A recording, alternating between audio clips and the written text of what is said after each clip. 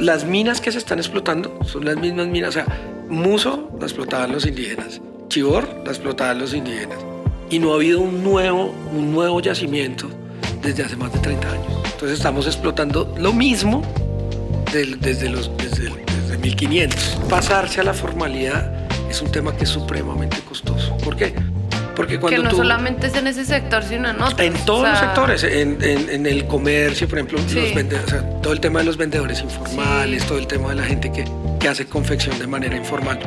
Pero lo que pasa es que la transición a la formalidad es un tema que le conviene al país, pero es un tema que le endilga muchas responsabilidades a las personas. ¿Tú sabías que en Colombia hay zafiros? No sabías. Están en el Cauca, en Mercaderes Cauca. Y allá esas son zonas que están controladas pues, por grupos al margen de la ley y sacan los zafiros y bueno, eso todo se va para otro tipo de economías. Pero las esmeraldas, no, digamos, en esa transición, las esmeraldas es uno de los sectores más controlados. Hola, este es el podcast de Economía para la People, un medio de comunicación digital en donde vamos a hablar de economía para la people. Nosotras somos Camila, alias Marola, y yo, quien les habla, Valerie. Es un espacio parchado, seguro, en donde queremos preguntar todo y entender junto a ustedes qué es la economía, ¿Para qué sirve? por qué nos debería importar y, por supuesto, qué tiene que ver con la people. Bueno, hola a toda la people que está viendo y escuchando este nuevo episodio de Economía para la People. Hoy estamos aquí con un invitado muy especial y vamos a hablar de un tema que es mucho como de la cultura popular de Colombia, como que a veces uno dice Colombia, muchas veces en otros países del mundo se relaciona con las esmeraldas, con ciertas cosas de la minería, el oro, hay como una historia también detrás de eso y queremos hablar de ese tema aquí en este episodio de Economía para la People y por eso tenemos aquí un invitado muy especial.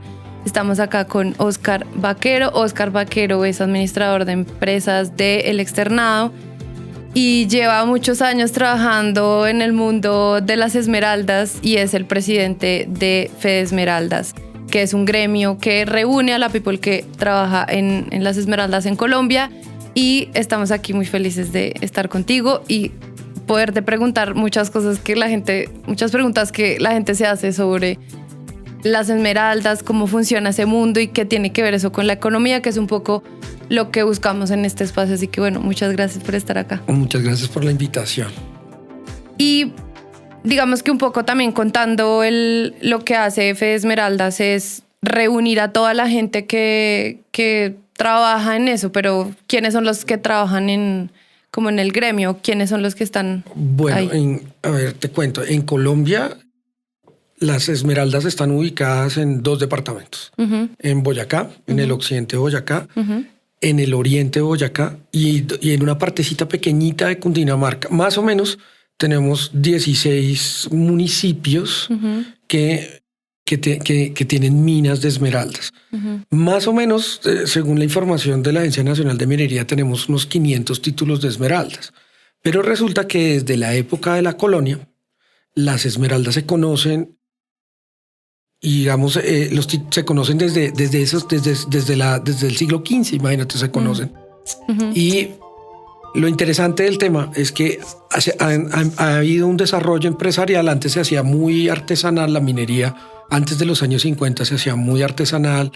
Después el Banco de la República tomó control sobre las minas después de los años 50 y posteriormente tituló las minas a empresas privadas. O sea, le dio un permiso a una gente para que sacara las esmeraldas, digamos. Claro, el subsuelo, hay que entender que el subsuelo colombiano es del Estado. Uh-huh. Entonces el Estado somos todos, uh-huh, y lo tienen que administrar. ¿Cómo se administra? A través de títulos mineros. Entonces después de los 50... Y tienen que pagar unas regalías por eso. Hay que pagar unas regalías, hay que pagar además el uso del contrato, hay unas cláusulas especiales sociales para desarrollar los contratos, uh-huh, y es bastante técnico el tema. Nosotros, el sector minero es uno de los sectores más regulados del país y ahí giran, entonces, donde te conté, en esas zonas mineras hay unas empresas que están ubicadas ahí y esas empresas se reúnen y forman una asociación que se llama APRECOL, que es la Asociación de Productores de Esmeraldas, y hacen una asociación y después, eso fue como en 1980, y después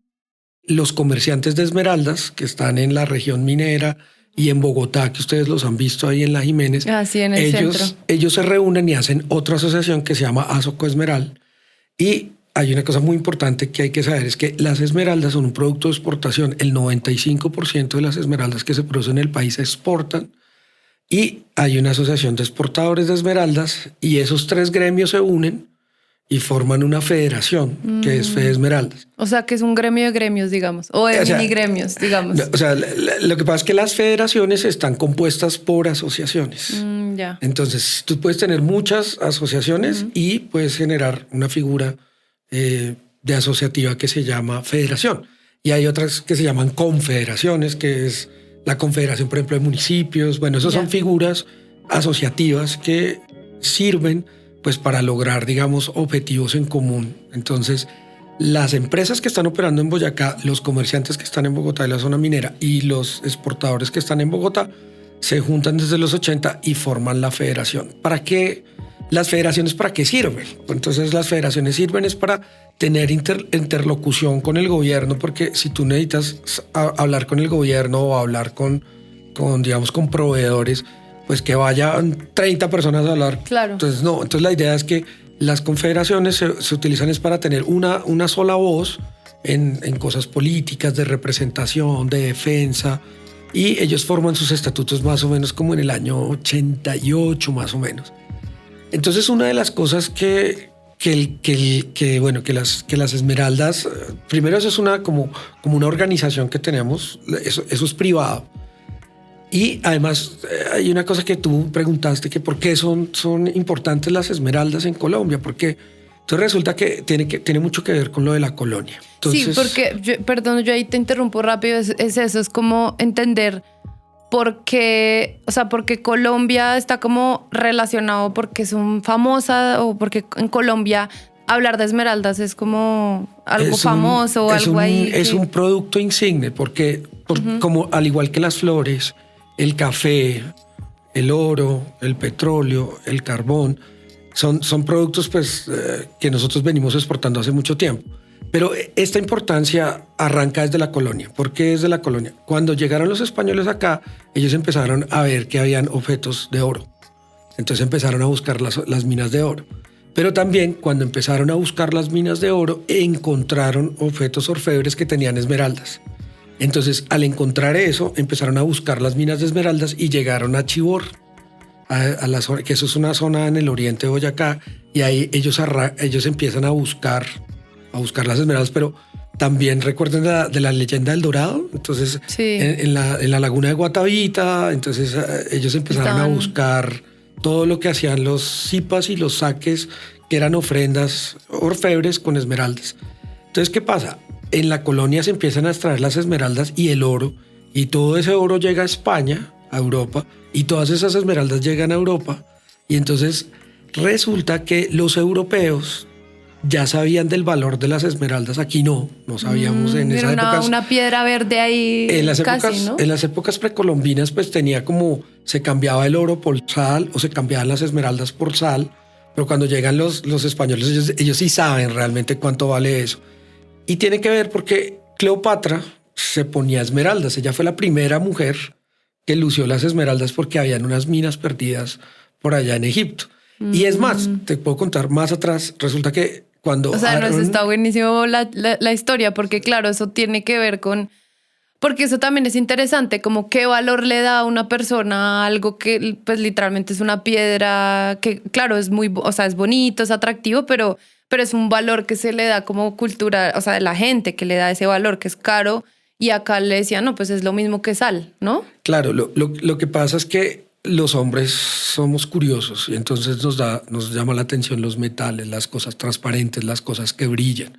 Desde la prehistoria, desde lo estético, ¿sí? Las cosas transparentes, las cosas que brillan, somos muy curiosos sobre eso. Entonces resulta que la primera historia que se sabe, que yo he leído, que hemos documentado, es que el hermano, ¿cómo se llamaba este señor que liberó a los egipcios? Moisés. Sí. Moisés tenía un hermano que se llamaba Aarón, y Aarón tenía en el pecho, tenía 12 piedras preciosas desde esa época, imagínate, desde muchos siglos atrás. Y en una de esas, hay una esmeralda en el coso ese de Aarón, en el pectoral que tenía Aarón, y esa representaba las 12 tribus de Israel. Entonces, desde esa época hay un valor importante sobre esas piedras preciosas. Como simbólico y casi que religioso, bueno, cultural. Religioso y además siempre denotaba en esas culturas la riqueza, ¿sí? Entonces, Europa, que ya sabía de eso, porque Cleopatra desde hace mucho tiempo, incluso Julio César y muchos de ellos, había uno que utilizaba gafas de esmeraldas para ver las cosas cuando se mataban allá en la arena. Los gladiadores. Ellos veían eso con esmeralda. Entonces, Europa desde hace mucho tiempo sabía del valor de esas piedras. Entonces, cuando llega el oro y las esmeraldas desde Sudamérica, entonces ellos empiezan a pagar sus deudas. Recuerda que los españoles, con todo el oro y todas las cosas que sacaron de acá, pagaron las guerras contra los moros. Sí. Entonces, esas esmeraldas que llegaban de acá, España ya las sabía tallar, las sabía transformar. Sabía qué hacer con eso. Y entonces, si usted va al Museo del Louvre, si usted va a los museos de toda Europa, todas tienen esmeraldas en las coronas. Entonces, imagínate, desde el siglo XV se conoce que las esmeraldas colombianas son las más bellas del mundo. Porque dicen que incluso son mejores que las de Zambia o Brasil, ¿no? Que también tienen fama por las esmeraldas, ¿no? Sí. Hay muchos países que producen esmeraldas, Zambia, Brasil, pero resulta que Colombia tiene una particular geofísica. ¿Qué quiere decir? Las esmeraldas acá se formaron de una manera diferente a como se formaron en Brasil. ¿Cuál es la diferencia? Se formaron a baja temperatura y a baja presión, y ellos tienen 3 componentes que le da el verde. O sea, realmente eso se llaman los cromóforos, que son el hierro, el vanadio y, bueno, hay otro elemento químico que se me escapa, pero esa combinación de esos 3 forman el color verde en un cristal que se llama berilo. Entonces hay berilos azules, el berilo verde se llama esmeralda, hay un berilo blanco, hay un berilo rojo que se llama bisbita, y resulta que esos berilos, cuando en la época del Cretácico empezaron, entonces cuando habían todos esos volcanes, entonces esos elementos químicos se mezclaron y a baja temperatura se mezclaron con eso y se formaron las esmeraldas. En cambio, las esmeraldas que hay en Brasil... Pero ya no se vuelven a formar, o sea, lo que se encuentra es es un material no renovable. O sea, claro. Recuerda que los minerales son no renovables. Y en Brasil se formaron de otra manera. Y la diferencia es que las de Brasil tienen más hierro que las de Colombia. Y las de Colombia tienen un verde que es muy brillante, y en cambio cuando tienen más hierro se ve un verde como muy opaco. Entonces las de Zambia y las de Brasil, el color es diferente. Entonces los joyeros, los coleccionistas, y además recuerda que el know-how es como... El café de Colombia es reconocido por ser uno de los cafés más suaves del mundo, pero hay variedades de cafés increíbles. Claro. Entonces, eso se llama posicionamiento, top of mind. Entonces, nosotros somos los líderes en el mundo del posicionamiento. Alguien pregunta por una esmeralda y dices colombiana. Claro. Entonces, ese posicionamiento hace que las esmeraldas colombianas tengan el mayor valor, y además nosotros producimos poquito, producimos 2 millones de quilates. Entonces, eso es poquito. Eso es muy poquito. Un quilate es un quinto de gramo. Entonces, si lo comparamos con las producciones de Zambia produce 30 millones de quilates. Uy. Pero las de nosotros más barato las venden más barato porque claro, resulta que nosotros tenemos el mayor precio, pero en este caso el origen se importa. Entonces, es como la champaña, la champaña solo se produce en Francia, ¿no? Y entonces ellos venden la champaña mucho más caro, y si tú compras un espumoso que tiene las mismas condiciones, siempre va a salir más barato que una champaña de champán, ¿sí? Entonces, la esmeralda colombiana tiene un top of mind y tiene como una protección de marca ya muy metida en la mente de los consumidores. Entonces, nuestros competidores han querido decir, no, las esmeraldas son iguales y no importa, entonces deberían, pero no, la gente prefiere las esmeraldas colombianas. Entonces, eso es un hecho, y eso nosotros pues lo valoramos mucho dentro del mercado. Entonces, las esmeraldas colombianas son reconocidas por toda esta historia que tienen y porque es un material que eminentemente es mucho más bonito. El color verde de la esmeralda colombiana, las finas sobre todo, son espectaculares, pero también son muy caras. Entonces una piedra, entonces ¿cómo valoramos una esmeralda? Entonces eso es importante, son 4 factores. Entonces uno es el tamaño es importante. Una piedra más grande vale más que una piedra chiquita. ¿Por qué? Porque es más escasa. Ahora, la transparencia de la esmeralda, o sea, las inclusiones internas, entre menos inclusiones internas tenga, más vale. Los hombres y las mujeres admiramos la perfección y entre menos cositas internas tenga. O sea, como que a veces que uno ve que tiene como unas bolitas adentro, como unas... Sí, es eso, ¿no? Eso es natural. Sí. Eso es natural, pero se aprecia que no tenga tantas. Ya, ¿sí? Entre menos tenga, mejor. Y la forma en que está tallada también le agrega valor. Entonces tú has visto que piedras hay unas que tienen forma de corazón, otras que tienen forma de pera. No salen así de la tierra, nosotros tenemos que hacerle un proceso. Pero la que más valor tiene es la talla esmeralda, que es un poquito más alargadita que un cuadrado. Es casi no un rectángulo, talla esmeralda. Entonces si tiene talla esmeralda vale más. Y si el color no está muy saturado, tenemos en Colombia 3 tipos de verdes, como verde azulado, verde amarilloso y un verde como oliva. Si no es muy saturado y si no es muy poco saturado, sino que está como en la mitad, como un verde, más caro. Es el más caro. Entonces si tienes una piedra grande de talla esmeralda, muy poco incluida, con un buen verde. ¿Cuánto vale eso? Tenemos pues la $5 millones. ¿Qué? Sí, entonces si tú ves, por ejemplo, hay esmeraldas muy famosas, las piedras de Elizabeth Taylor. Elizabeth Taylor tenía una colección de piedras y hace poco hicieron un remate en Sotheby's y la hicieron valer $5 millones. Entonces hay piedras que son muy especiales. Ojo, las piedras de color son mucho más costosas y mucho más exclusivas que otras piedras. Por ejemplo, los diamantes de color, tú sabes que hay diamantes rojos, hay diamantes rosados, hay diamantes amarillos, hay zafiros, pero las piedras de color tienen una particularidad y es que no son iguales. O sea, tú no consigues 2 piedras de color exactamente iguales en esmeraldas porque tienen defectos y eso hace que sean muy exclusivas. Entonces tú, en el mundo del lujo, en el mundo de las cosas que son costosas, tú quieres tener una y que nadie tenga eso mismo. Que la gente quiere ser exclusiva y decir como yo tengo esto y nadie más lo tiene. Pero sí.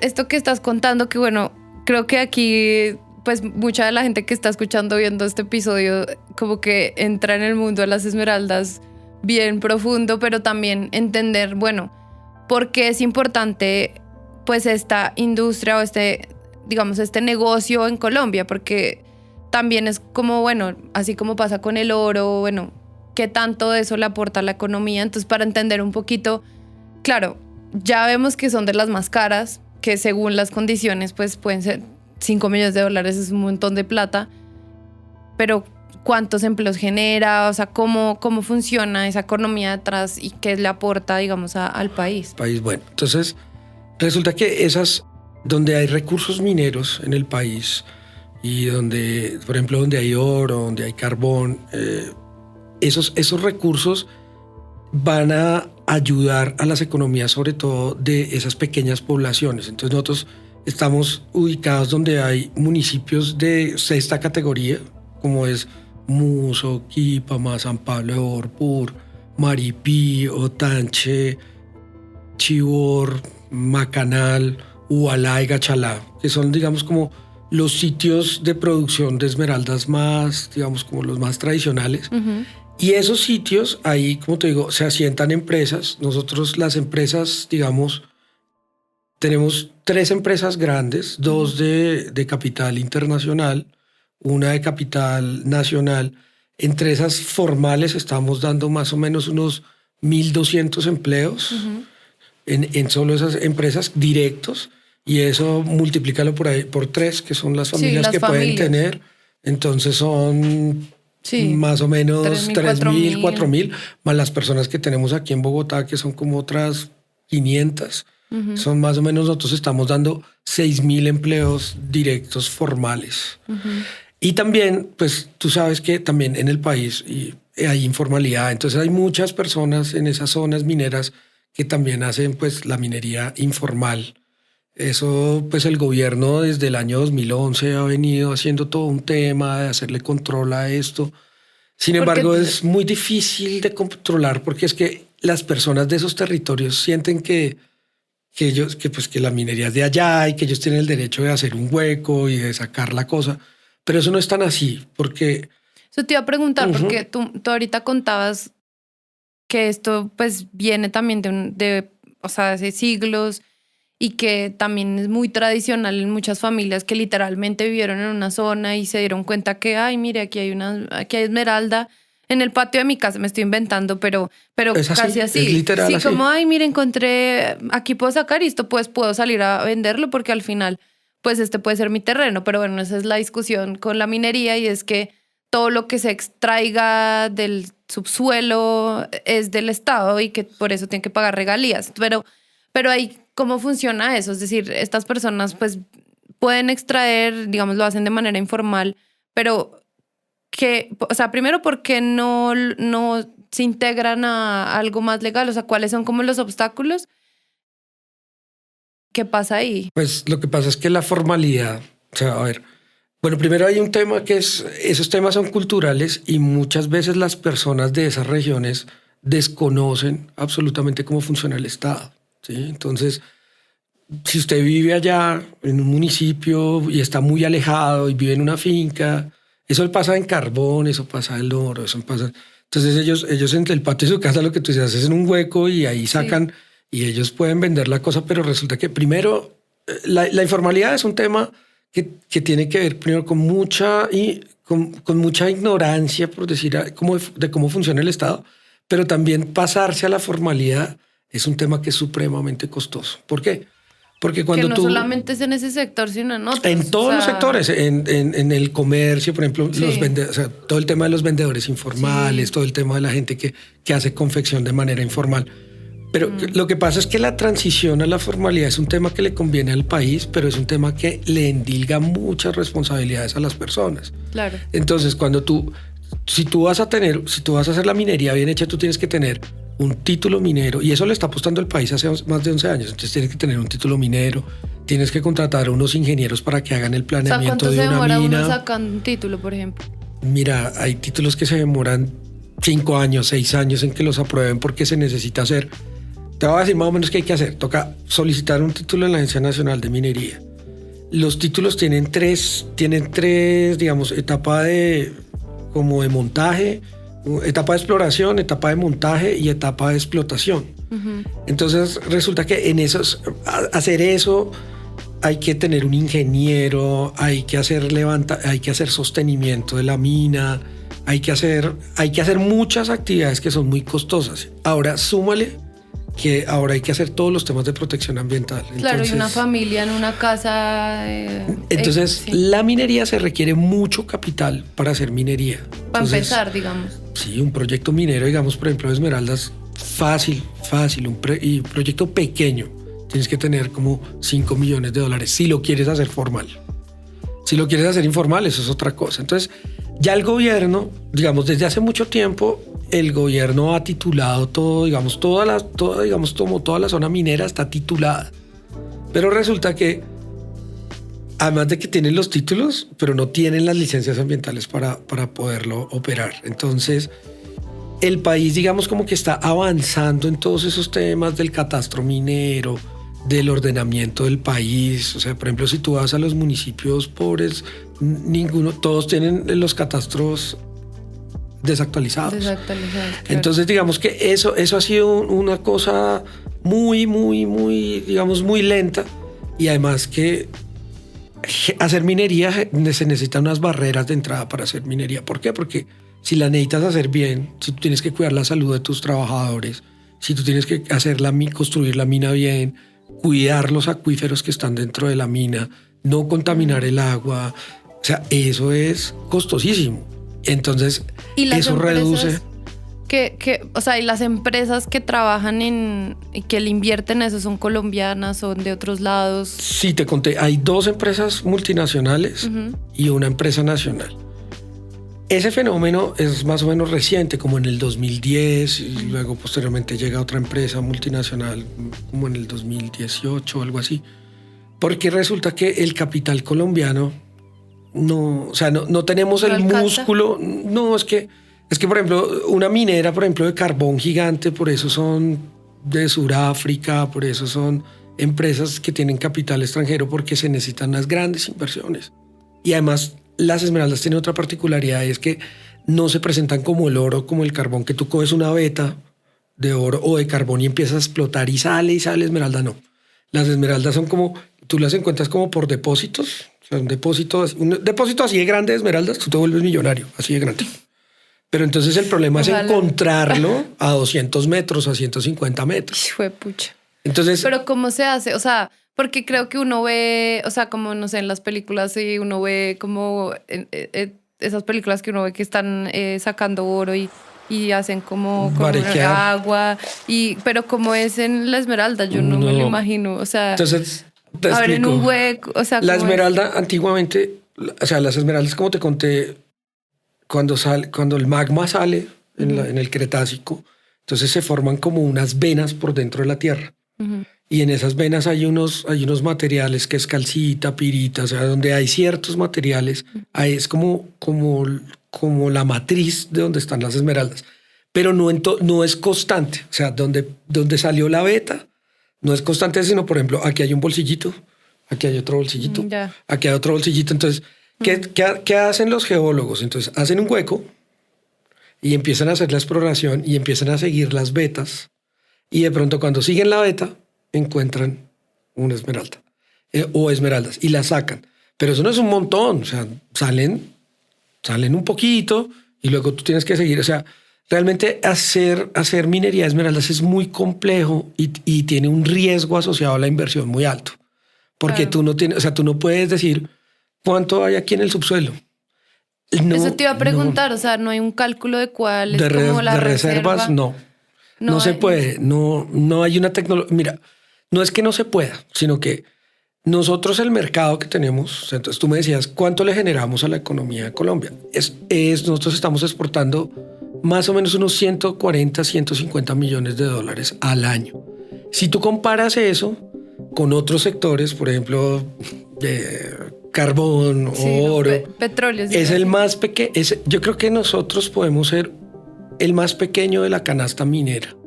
Pero sin embargo, como te estaba comentando, como está en unos municipios pequeñitos, esa economía minera es la que sostiene todo el municipio. Entonces, por eso es importante. Son 16 municipios. 16 municipios, pero de los cuales los principales son Quípama, Muso, San Pablo de Borbur, Otanche. Todos son de Boyacá. Todos son de Boyacá y 2 de Cundinamarca. Y alrededor de esos municipios hay otros que emplean mano de obra y allá pues los insumos. Pero resulta que donde hay recursos mineros, la gente no diversifica. ¿Por qué no diversifica? Porque es chistoso porque meterse a una mina es muy riesgoso y el trabajo minero es muy pesado. Pero tú te encuentras una pequeña piedra y te dan 2 millones, 3 millones. En cambio, si tú de pesos. De pesos. Una piedra pequeña. Pero si tú te vas a dedicar al agro, entonces tú tienes que, por ejemplo, si tú vas a cambiar, por ejemplo, a cultivos de cacao, tú cultivas una matica y hasta los 5 años después da el fruto. O si vas a hacer ganadería, tienes que esperar. Entonces, digamos que en la mentalidad de las personas es como esforzarse mucho, pero por dinero rápido. Entonces, en esas regiones necesitamos que haya más diversificación para que la gente no solo dependa de la minería. Porque, y eso iba a decir porque eso es parte de la conversación ahorita y que también ahí quería preguntar porque hay como, es decir, con este gobierno un poco la conversación ha sido, bueno, busquemos otras formas de ingresos más allá de la minería, los hidrocarburos, en fin. Y claro, obviamente, pues en el caso ya hablándolo como muy en general del petróleo, del carbón, en fin, pues hay muchas zonas del país y en general la fuente de ingresos tan importante que es el petróleo para la economía. Pues ahora la pregunta es, bueno, ¿de dónde más sacamos si no queremos seguir explotando? Y no sé si como que el sector de las esmeraldas o las esmeraldas también de alguna manera entra en esa conversación o no tanto? Sí, claro que sí.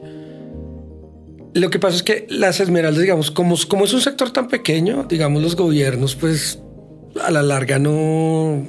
Pues ¿No les realmente... parece tan...? No, o sea, es un tema que es un tema que requiere atención, pero pues finalmente es un tema que es pequeño y no está atacando el medio ambiente, y no es que las esmeraldas se vayan a dejar de vender, sino ahí lo clave es la industrialización y la diversificación.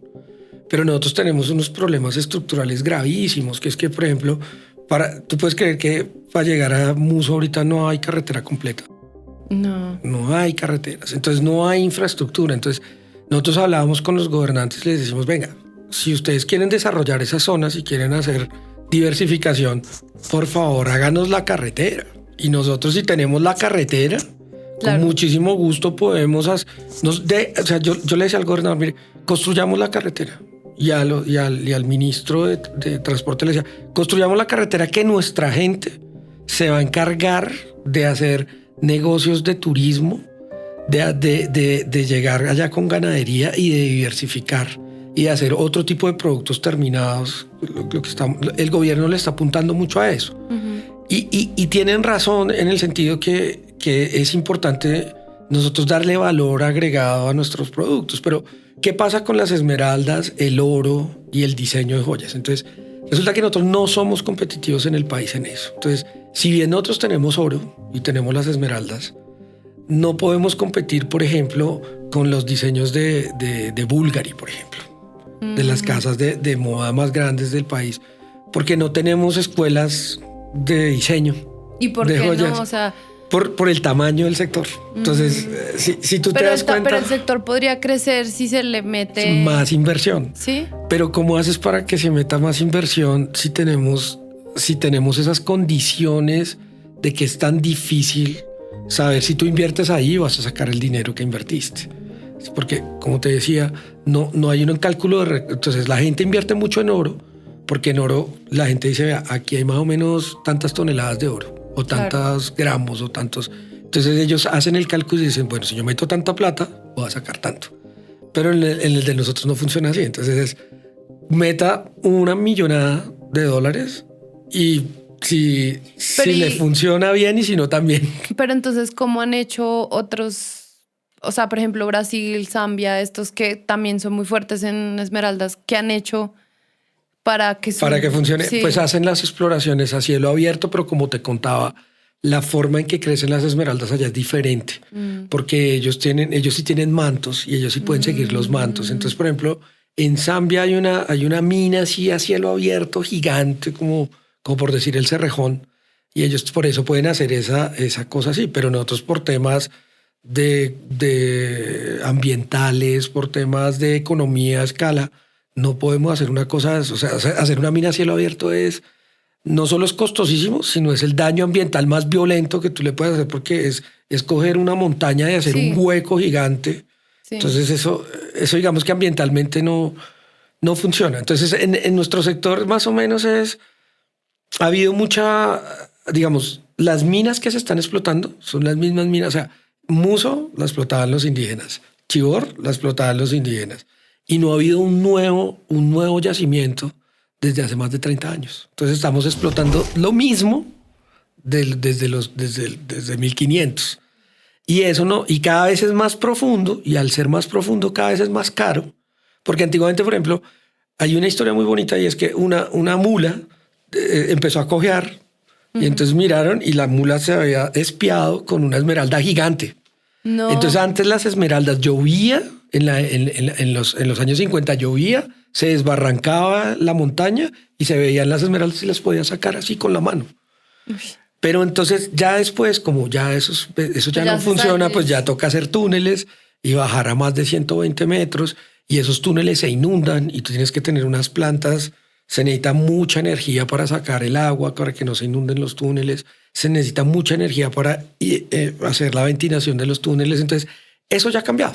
Entonces, eso es más o menos lo que pasa en esa dinámica, pero viven muchas familias, porque estamos hablando 6.000, siempre es Siempre es Siempre son bastante. muchas familias. Siempre son muchas familias. Y entonces ahí, digamos que ahorita tú mencionabas algo que me pareció interesante como de la diversificación y entonces como que de alguna manera pues es atractivo que de alguna manera se vuelve como un dinero fácil entre comillas, pues porque cuando sale pues sale y puede salir muy bien. Sí. Y mientras sale pues pueden aguantar con la otra plata que le salió hace X cantidad de tiempo.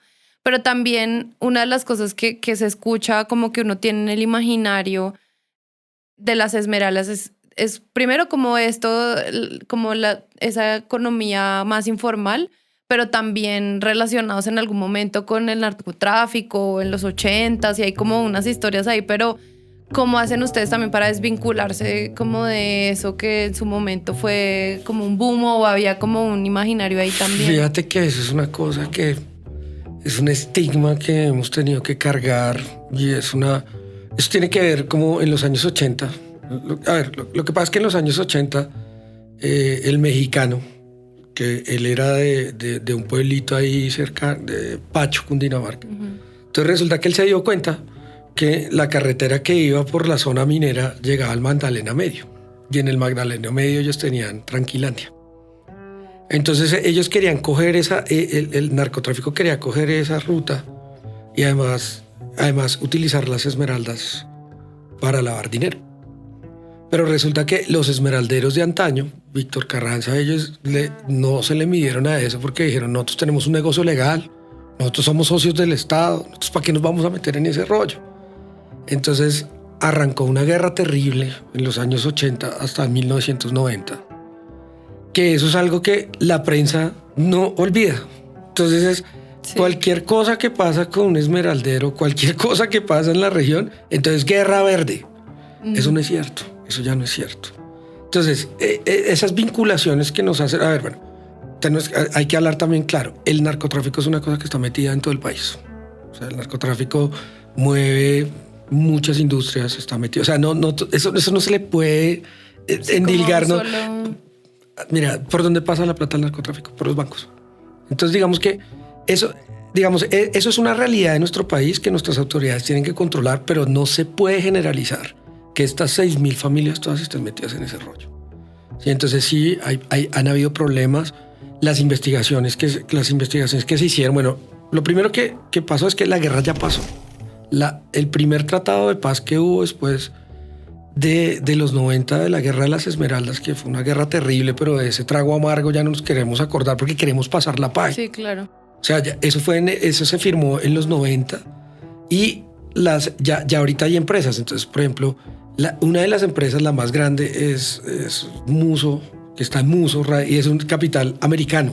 Entonces, ¿de dónde? ¿Sí me entiendes? Entonces, ellos, digamos, esas empresas han llegado a transformar el territorio, a pagar sueldos, a tener, digamos, como... a formalizar también todo. A formalizar todo el tema, pero entonces resulta que la gente eso genera resistencia.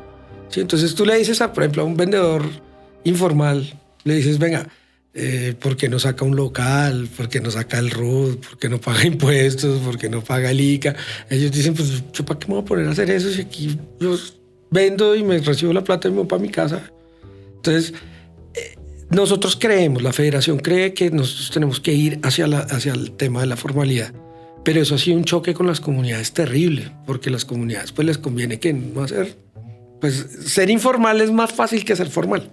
Sí, aunque en el largo o mediano plazo traiga beneficios, pues que por ejemplo, no sé, nosotras en Economía para la People pues somos una empresa constituida legalmente y obviamente uno sabe, o sea, uno se encuentra y dice...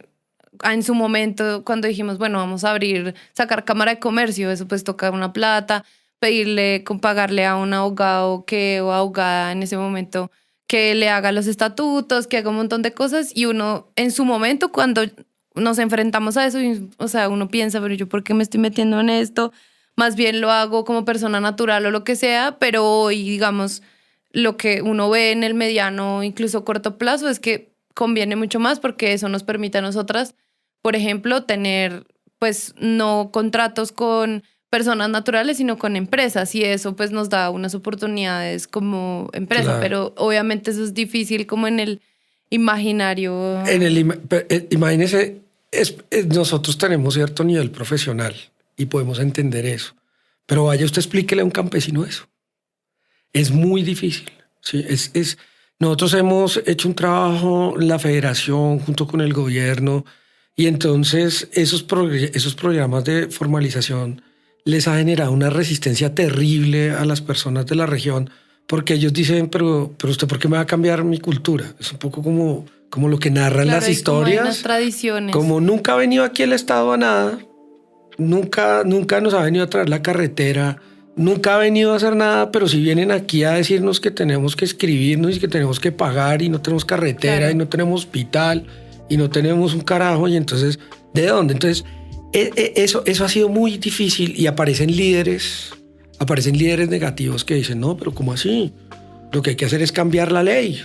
Lo que hay que hacer es, y entonces uno dice, hombre, si nosotros queremos un país moderno, si queremos un país justo, si queremos un país, por ejemplo, allá tenemos un problema gravísimo de que hay mucho adulto mayor que no tiene acceso a la pensión, que trabajó toda la vida en esas minas.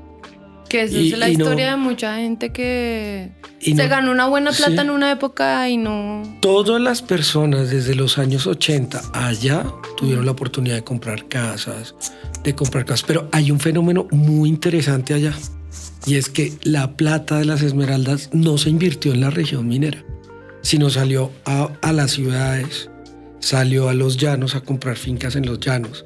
Y entonces eso generó, o sea, normalmente es curioso porque cuando tú te enriqueces, entonces tú construyes la casa más grande, ¿no? Y le pones una piscina y pones un edificio y construyes tu casa más linda. En cambio allá no pasó.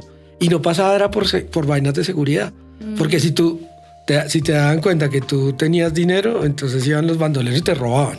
Entonces la gente sacó la plata de las esmeraldas y las puso en otros lugares. Y nosotros hemos estudiado todos esos fenómenos y es muy difícil cambiar esa mentalidad porque ellos tienen, nosotros tenemos es como esa mentalidad, es como saque las esmeraldas y véndalas y ya mirar.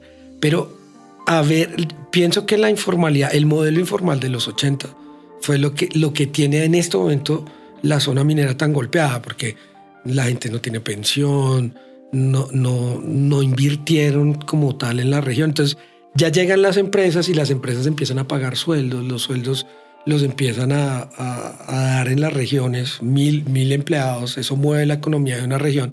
Pero entonces llegan los líderes y dicen, pero ¿por qué entonces? Bueno, porque ellos tienen que trabajar, pero no me pueden echar las esmeraldas al bolsillo. Se las tienen que entregar al dueño de la mina. Entonces la gente allá dice, pero usted va a trabajar por un sueldo de 3 millones o de 2,5 millones y la riqueza ahí. No, entonces es muy complejo. Lo mismo pasa en oro, lo mismo pasa... ¿Tú sabías que en Colombia hay zafiros? No. No sabías. Están en el Cauca, en Mercaderes Cauca. Y allá esas son zonas que están controladas pues, por grupos al margen de la ley y sacan los zafiros y bueno, eso todo se va para otro tipo de economías. Pero las esmeraldas, no, digamos, en esa transición, las esmeraldas se necesitan, es uno de los sectores más controlados.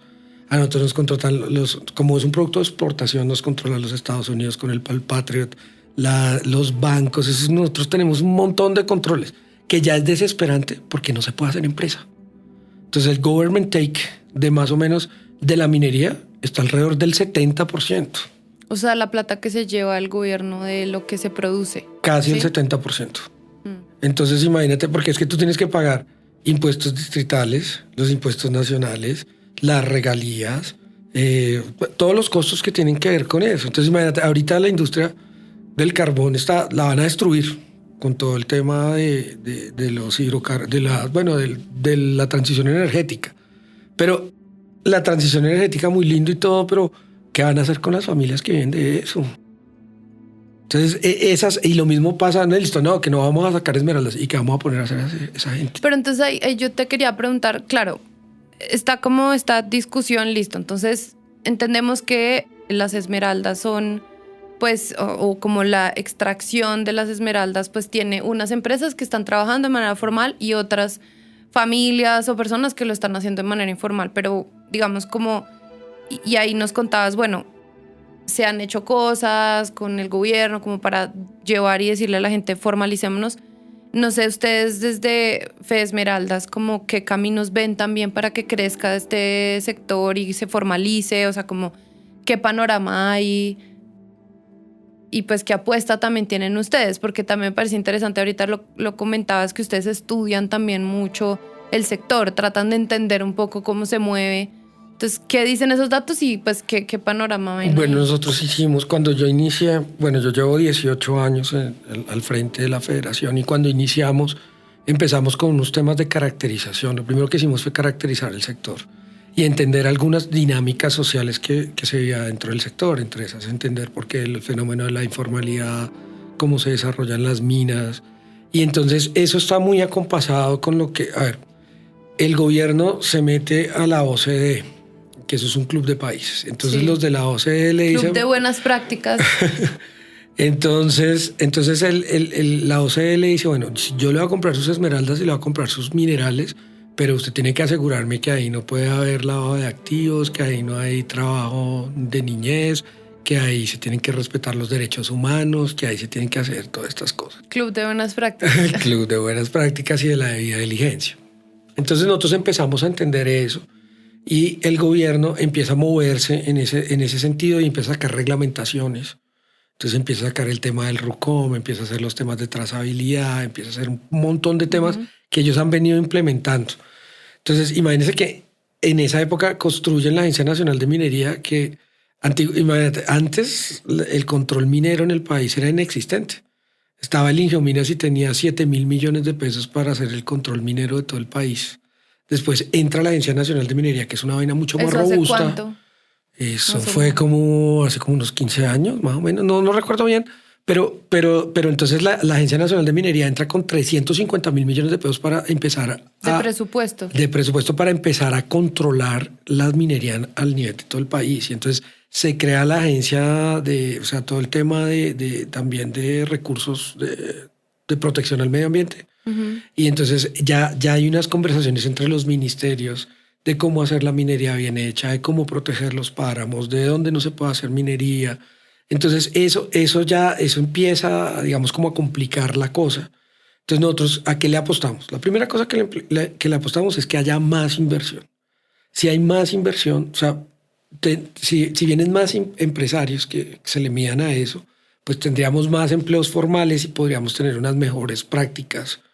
Pero entonces resulta que tenemos unos problemas ahorita, es la inseguridad jurídica que hay en todo. Entonces, esa inseguridad jurídica ahuyenta la inversión. Entonces, necesitamos lograr que ya el país se ponga de acuerdo cómo vamos a hacer la minería para poder traer a los inversionistas. Claro. Pero entonces el tema es que si se suben más los impuestos, o sea, eso no va a traer más inversión. Entonces, eso es una cosa. La otra cosa que queremos hacer es, lo que hemos hecho ingentemente, es tratar de capacitar a las personas para que entiendan los temas de formalidad, que era lo que usted me decía, que por qué es importante la formalidad, por qué es importante que usted tenga salud, que usted tenga acceso a una pensión. No necesariamente decirles haga esto, sino venga como capacitarlos y formalizar, pues como formarlos. Formarlos. Entonces, cuando yo empecé a hacer eso, entonces todo iba muy bien, y entonces cuando ellos ya se dieron cuenta de todas las obligaciones que tenían, entonces empezaron a aparecer todos los líderes negativos en contra de eso. Entonces lo que dicen es, necesitamos cambiar la ley, porque nosotros no podemos cumplir esa ley. Entonces uno dice, ¿cómo la quieren? Entonces no, que la queremos de una forma muy especial, pero resulta que no se puede. O sea, la ley es para todos. La técnica jurídica dice que no se puede hacer, o sea, las leyes son de tipo general, entonces tú no puedes hacer una ley para gravas, para carbón, porque si no, eso no lo controla nadie. Entonces digamos que entonces empiezan los movimientos políticos sobre eso. Y entonces con el gobierno decimos, bueno, ¿qué hacemos? Entonces busquemos también diversificar y llegar a la región con más inversión social y con buscar cosas de buscar que hagan más empresa la gente allá. Porque el turismo también está llegando. Entonces, ¿y por qué? O sea, ¿qué hay que hacer allá, digamos? Porque es como se está volviendo como un centro turístico en esas... Claro, porque es que imagínate que eso cuando tú vas a la zona minera, eso es divino, porque eso es selva. O sea, tú vas a la zona minera, eso es selva. Y entonces hay unos paisajes divinos. Y entonces resulta que las redes sociales han disparado Los chicos de la zona minera están haciendo cosas, están trayendo gente, extranjeros, para que vayan y les compren sus esmeraldas y la gente va y les están ofreciendo tours. Y entonces nosotros vemos para que la ahí gente se crean vea un poco como el eje cafetero, pero de esmeraldas. De las esmeraldas, que uno va y le dicen, mire, aquí así sacamos el café, así se mueve, así se tuesta, en fin. Y esas experiencias los están haciendo los chicos, pero entonces resulta que los chicos no saben cómo hacerlo formalmente. Entonces nos toca acercar a las instituciones allá para, por ejemplo, para que les enseñen cómo atender a los turistas, y nosotros entonces les estamos enseñando a que hagan joyitas, vamos con el SENA para que ellos hagan joyas y entonces tengan una oferta diferente, y los estamos capacitando en gemología y estamos, digamos, como trabajando activamente con las comunidades y ayudando también como invirtiendo en temas de ensanchamiento de infraestructura escolar y en ensanchamiento de infraestructura de salud. ¿Cómo lo hacemos? A través de un fondo. Resulta que nosotros tenemos un modelo muy particular en la zona minera, es que nosotros tenemos, la federación administra el Fondo Nacional de Esmeraldas, que nació a través de la Ley 488, artículo 101 de 1998, que es la creación del Fondo Nacional de la Esmeralda. Entonces, cada vez que se exportan las esmeraldas, se paga un 1% del valor factura de exportación, y eso va a un fondo que lo administramos con el Minenergía, con el SENA y las asociaciones que o sea, el Ministerio de Energía, el SENA. El SENA y Asocoesmeral, ACODES y APRECOL forman una junta directiva, y FEDESmeraldas administra el fondo. El fondo tiene tres cosas específicas, tiene 3 objetivos específicos de inversión. Entonces, 1 es promoción de las esmeraldas a nivel nacional e internacional. 2, hacer proyectos de investigación y competitividad. Y 3, hacer proyectos de desarrollo social. Entonces, tampoco es el fondo así súper gigante, como decir, o sea, el Fondo Nacional de Cafeteros. No, nosotros nos entran como 5.000 millones de pesos al año y con eso hacemos maravillas. Entonces, hemos priorizado los temas de salud y los temas de capacitación para la gente, y hacemos acuerdos con los gobiernos locales y hacemos con la gobernación, hacemos también acuerdos, y todo esto va supervisado por el Ministerio de Minas siguiendo todas esas políticas. Y también nosotros promovemos que las esmeraldas vayan, o sea, nosotros participamos en la feria de Hong Kong, en la feria de Shanghái. Sí, como mostrarle al mundo, digamos, como... Usted puede creer que cuando yo llegué siendo las esmeraldas de más importantes del mundo, no teníamos un stand, un pabellón Colombia de esmeraldas en las ferias internacionales. Entonces nosotros también hemos tenido como, yo tengo un sentido como que nosotros los colombianos podemos hacer las cosas sin que los extranjeros nos digan cómo hacerlas. Y nos hemos hecho avances importantes, como avanzar en la cadena hacia adelante, o sea, nos hemos integrado hacia adelante para que los exportadores colombianos lleguen cada vez más, se acerquen al consumidor final, ¿sí? Sí, o sea, a transformar la piedra y hacer una joya que se vea anda más caro incluso. Que tengamos más ingresos para que el sector crezca. Y adicionalmente tenemos un departamento de investigación que se llama el CDT, que esto es buenísimo, te lo voy a contar para que... ¿Usted cómo sabe si le regalan una joya que usted le están dando un diamante? ¿Usted cómo sabe? No sé. No sabe. O si es una esmeralda, o si es un zafiro. Dice, no, pues verde. ¿no? O eso que uno se encuentra en la calle, un anillo, y piensa que es una piedra preciosa, pero... No lo es. Al final no es un verde ahí. Entonces, nosotros formamos el Centro de Desarrollo Tecnológico de la Esmeralda. Le hemos invertido más de $4 millones a eso. Tenemos maquinaria de última tecnología que nosotros podemos determinar el origen de las piedras, podemos determinar si es un diamante, si es una esmeralda, pero si es un zafiro. La gente puede ir a eso. Cualquiera puede ir y tú vas allá, dejas tu joya, hacemos unos exámenes y entregamos unos reportes. Y entonces eso es una garantía para el comprador final, porque hay muchas, digamos, ¿usted cómo sabe si realmente...? Es como, por ejemplo, un amigo que vende aceite de carro me decía, ¿usted cómo sabe si eso es 20W40? ¿O cómo sabe si...? No, yo no sé. Entonces, para eso existen todos esos temas de certificación y las ISO y toda la cosa. Entonces nosotros nos metimos en eso y estamos muy contentos de que tenemos el mejor laboratorio de investigación de esmeraldas, que hacemos además reportes de gemología en donde le decimos a la gente, esto es tal cosa. Entonces, eso es buenísimo. Porque además es un poco chistoso que usted va a una joyería y el joyero mismo le certifica que eso es una esmeralda. Eso no tiene seriedad. ¿Sí? Eso no. Entonces, digamos, eso ya lo hicimos en el país y se llama el Centro de Desarrollo Tecnológico, y está pasando una cosa súper bonita también, que es que como Medellín se está desarrollando porque los chicos que están haciendo música, la gente que hace reggaetón y todo eso, ellos están invirtiendo allá. Y entonces usted ya ve Ferraris, ya ve todas esas cosas. Bueno, a mí no me gusta mucho el reggaetón, pero ellos están trayendo inversión y está llegando turismo. Y esa inversión que ellos compran cosas caras. Y entonces ellos están comprando esmeraldas. Si usted se da cuenta, en la última Met Gala, uno de los artistas colombianos, pues para no dar nombres y no hacer aquí cuñas, uno de los artistas colombianos que hace reggaetón fue y exhibió uno de los relojes más caros, un reloj de $5 millones que le prestaron una marca para exhibirlo. Uno tiene reloj de $5 millones. Exacto. Y entonces ellos están jalando de esos productos de lujo y eso es increíble. Entonces se está creando un mercado al interior del país que antes no había, porque no teníamos tantos millonarios, pero los chicos que están haciendo música ahorita y que se están ganando premios, incluso los jugadores de fútbol, es gente que tiene plata para invertir en esas cosas. Claro que es una minoría, pero bueno, le puede impulsar el desarrollo. El desarrollo de este sector. A nivel local. No, yo creo que aquí, pues en este episodio hemos ido entendiendo un poquito un poquito de historia, un poquito de qué está pasando, de la informalidad, bueno, todo esto.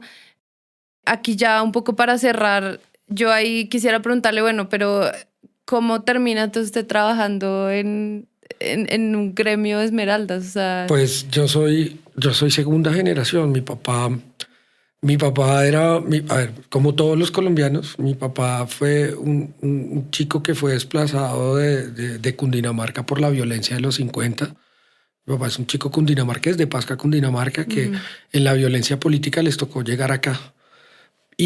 A Bogotá. Y entonces mi papá termina trabajando en las esmeraldas porque pues en esa época, mi papá era una persona que él era un emprendedor. Y entonces él se dio cuenta, en esa época, imagínese que usted hacía un negocio de esmeraldas y como no se sabía el precio internacional, usted podía ganar en una esmeralda en los años 80 con un negocio, se podía ganar lo de una casa. Uy. Entonces usted compraba una esmeralda aquí, por decir, en 100 millones y la transformaba y se podía ganar 500 millones. O podía perder toda la plata si no sabía.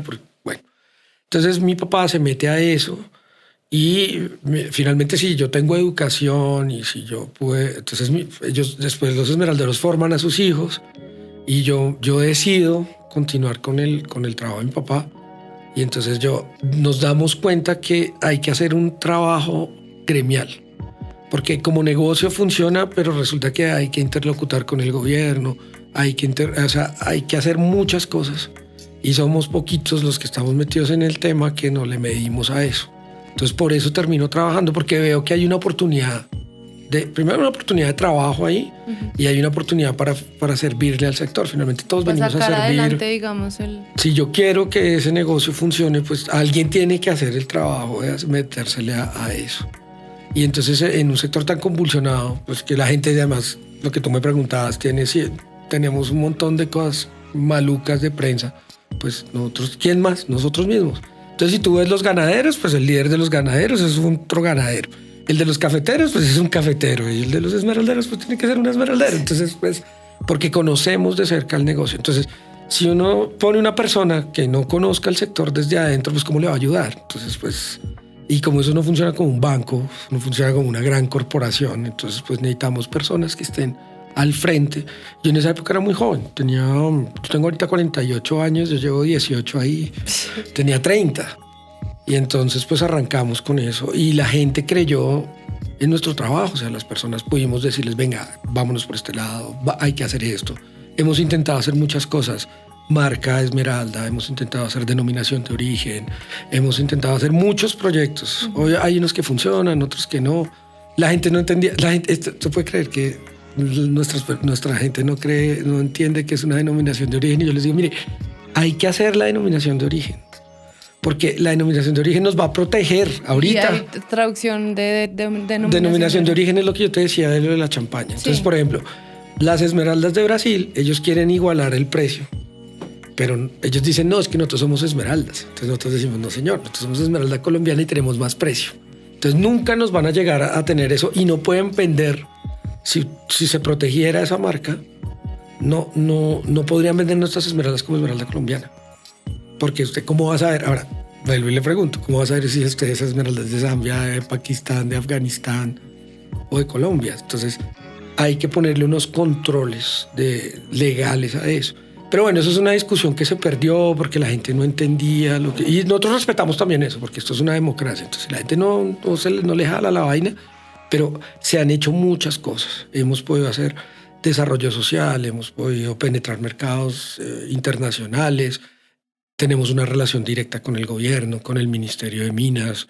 Eso es importante. En un gremio eso es importante, directo. O sea, yo me relaciono con la... Yo me relaciono con la viceministra de Minas, cada 15 días tengo reunión con ella. Entonces, eso, la creación de la política pública, todo ese tipo de cosas. Bueno, pues Oscar, muchas gracias. Aquí hablamos de cosas muy interesantes de las esmeraldas. Yo aquí me voy aprendiendo un montón de esmeraldas. No tengo ninguna esmeralda, pero ya sé cómo identificar si algún día tengo la plata para comprar una esmeralda. Ya sé dónde averiguar si es la... Y las invitamos a eso. Miren, las personas, por último, mira, las personas en las películas sienten que tener un diamante es lo mejor, porque Walt Disney les está diciendo todo el tiempo, cómprese un diamante, pero... Sí, el tema del anillo de matrimonio y todo eso. Exacto, pero si ahora que tú sabes esto, tienes una piedra, tienes un producto que es de la mejor calidad, tienes un producto que además cuando lo compras está pagando impuestos, que le está ayudando a la gente y adicionalmente es un orgullo nacional. Entonces, cuando es chistoso porque aquí en Colombia, bueno, por las condiciones país, te quitan el celular y bueno, entonces, problema. Pero cuando luces una esmeralda en otro país, la gente realmente la valora. Entonces, en el país no se sabe mucho, pues digamos por los ingresos, pero sí las invitamos a todas las mujeres a que pidan de regalo una esmeralda. Y también le ayudan a unas comunidades que necesitan. Y no, pues, tenemos esmeraldas de todos los precios. ¿No? Pues mucha gente Claro, es un activo de ahorro. El otro día estaba leyendo que pues como en India, pues parte de la historia, las mujeres cuando no podían tener sus propios recursos, porque pues y también aquí en Colombia las mujeres no podíamos tener propiedad hace unos años, unas décadas, sino que tenía que estar a nombre de un marido. Las mujeres ahorraban con las joyas, ¿no? Y eso es interesante, como también una forma de hacerlo. Así que bueno, muchas gracias Oscar por este espacio. Gracias a la People que se quedó hasta aquí en este episodio de Economía para la People. Si tienen preguntas, comentarios sobre las esmeraldas o sobre la minería y la historia en Colombia, les leemos en los comentarios y muchas gracias por quedarse hasta acá. Muchas gracias. A la People. Este fue el podcast de Economía para la People. Gracias a toda la gente que nos vio o que nos escuchó. Este es un espacio parchado, seguro, en el que resolvemos dudas y entendemos de qué habla la People experta. Así que, como siempre, ya saben que sus dudas son nuestras historias. Nos pueden escribir en todas nuestras redes sociales y a nuestro correo info@economiaparalapeople.com, y si todavía no nos siguen, háganle con confianza. Gracias a todas las personas que hicieron posible este episodio. Producción ejecutiva, Valery Cifuentes y María Camila González. Investigación para este episodio, Eloísa Fagua Lozano. Diseño y producción de video, Maja Casa Productora. Grabado y producido en Fiona Records por Juan Pablo Méndez, Camilo Correa y María Linares. Música original, María Linares. Coordinación de producción, Maru Lombardo.